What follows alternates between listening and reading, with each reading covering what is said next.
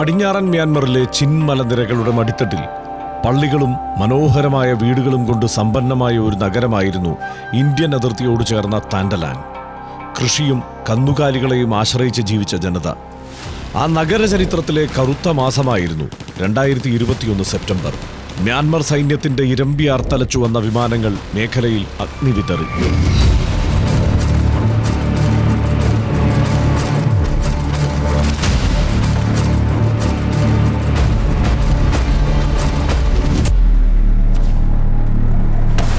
സൈന്യമെത്തി നഗരത്തിന് തീയിടാൻ തുടങ്ങി. ഒന്നല്ല, 20-ലധികം തവണയാണ് സൈന്യം ഈ നഗരത്തിന് തീയിട്ടത്. ഏകദേശം 2000-ലധികം വീടുകളും പള്ളികളും സ്കൂളുകളും അടങ്ങുന്ന കെട്ടിടങ്ങൾ അഗ്നിക്കിരയായി. ലോകം കണ്ട ഏറ്റവും വലിയ വംശീയ അടിച്ചമർത്തലുകളിലൊന്നായി ഇത് മാറി.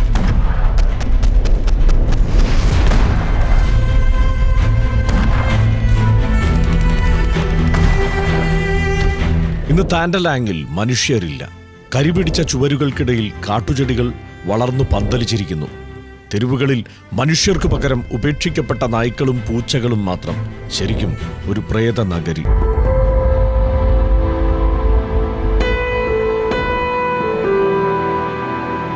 ബുദ്ധമത ഭൂരിപക്ഷമുള്ള മ്യാൻമാറിലെ പാർശ്വവൽക്കരിക്കപ്പെട്ട ക്രൈസ്തവ ജനതയുടെ പ്രതിഷേധമാണ് ചിൻ സ്റ്റേറ്റിനെ ആഭ്യന്തര കലാപ മേഖലയാക്കി നീറിപ്പുകയ്ക്കുന്നത്.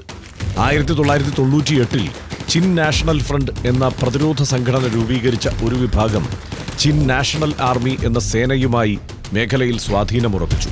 അന്നു മുതൽ തുടങ്ങിയ സംഘർഷം ഇന്നും തുടരുന്നു.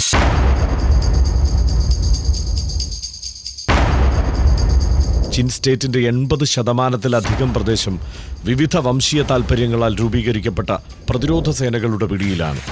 മ്യാൻമാറിലെ 2021-ലെ സൈനിക അട്ടിമറിക്ക് ശേഷമുണ്ടായ കലാപങ്ങളിൽ ചിൻ സ്റ്റേറ്റിൽ മാത്രം 1183 പേർ കൊല്ലപ്പെട്ടു. ഇവരിൽ 497 സാധാരണക്കാരും പ്രതിരോധ പോരാളികളാണ്. 81 കുഞ്ഞുങ്ങളും.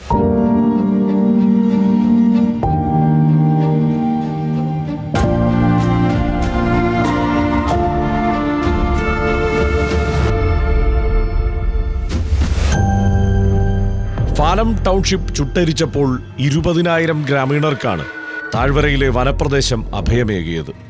ഇടയ്ക്കിടെ വിമാനങ്ങൾ മുരൾച്ചയോടെ എത്തുമ്പോൾ അവർ അവിടെ മരത്തടികളും മണ്ണും കൊണ്ട് മേൽക്കൂര തീർത്ത ബങ്കറുകളിൽ ഓടിയൊളിക്കും. ഇവിടെ പകൽ സമയത്ത് അടുപ്പുകൾ പുകയാറില്ല. പട്ടാളം കാണാതിരിക്കാൻ പുലർച്ചെ 3 മണിക്ക് എഴുന്നേറ്റാണ് പാകം ചെയ്യാറ്. ശബ്ദമില്ലാത്ത അടുക്കളകളും ശ്വാസം മുട്ടുന്ന രാത്രികളും ഇവരുടെ ജീവിതത്തിന്റെ ഭാഗമായി മാറിക്കഴിഞ്ഞു. മരുന്നില്ലാത്ത ആശുപത്രികളും തകർക്കപ്പെട്ട വീടുകളും ബാക്കിയാകുമ്പോഴും ഈ മണ്ണിനടിയിൽ പ്രാർത്ഥനകൾ മുഴങ്ങി. ആകാശം കാണുമ്പോൾ കുഞ്ഞുങ്ങൾക്ക് ഭയമാണ്. കാരണം അവിടെ നിന്നാണ് ബോംബുകൾ വീഴുന്നത്. ആ ബങ്കറുകൾ വെറും അഭയസ്ഥാനമല്ല, ലോകം മറന്നുപോയ ഒരു ജനതയുടെ അതിജീവനത്തിന്റെ അടയാളമാണ്.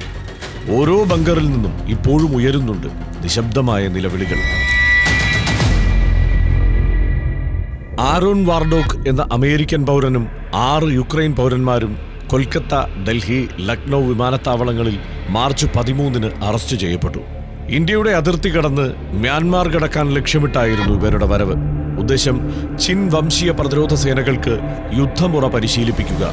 നിഗൂഢമായ ആ സഞ്ചാരത്തിന് പിറകെ കൂടുതൽ അന്വേഷണം നടന്നുവരികയാണെങ്കിലും മ്യാൻമാറിൽ മറ്റു രാജ്യങ്ങൾക്ക് എന്താണ് കാര്യം എന്ന ചോദ്യം ഉയരുന്നുണ്ട്.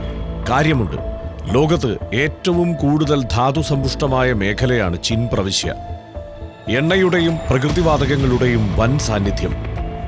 മരതകം, സ്വർണം, ചെമ്പ് എന്നിവയുടെ നിക്ഷേപം. ചൈന മ്യാൻമാറുമായി സഹകരിച്ച് പ്രകൃതിവാതക പൈപ്പ് ലൈൻ പദ്ധതിയും നടപ്പാക്കി ആധിപത്യമുറപ്പിച്ചു. ഇതിൽ വിറളിപൂണ്ട് പട്ടാളഭരണം മാറി ജനാധിപത്യം പുനഃസ്ഥാപിക്കണമെന്നാവശ്യപ്പെട്ട് അമേരിക്ക ഉപരോധവും ഏർപ്പെടുത്തി കഴിഞ്ഞു. ലക്ഷ്യം മറ്റൊന്നല്ല, ജനസംഖ്യയുടെ 40% വരുന്ന 135ഓളം വംശീയ വിഭാഗങ്ങളേറെയുള്ള മ്യാൻമാറിലെ വംശീയ സംഘർഷങ്ങളുടെ അന്തിമ ഗുണം ആർക്കാണ്? എന്തുകൊണ്ടാണ് സംഘർഷം തീരാത്ത രാജ്യമായി മ്യാൻമാർ മാറുന്നത്? ഉത്തരം കിട്ടാത്ത ചോദ്യങ്ങൾ ഒരുപാടുണ്ട്. ഇനിയും ബാക്കിയാക്കിയ ഒട്ടനവധി ദുരൂഹതകളാണ് ഇന്ത്യൻ പോലീസിന്റെ പിടിയിലായ ആരോൺ വാർഡേക്ക് എന്ന അമേരിക്കൻ പൗരനുമായി ബന്ധപ്പെട്ട് വെളിപ്പെടുന്നത്. അക്കാര്യം അടുത്തയാഴ്ച കാണാം ഗ്രൗണ്ട് സീറോയിൽ. ആരോൺ വാർഡേക്ക് എന്ന ദുരൂഹ യുദ്ധസഞ്ചാരി.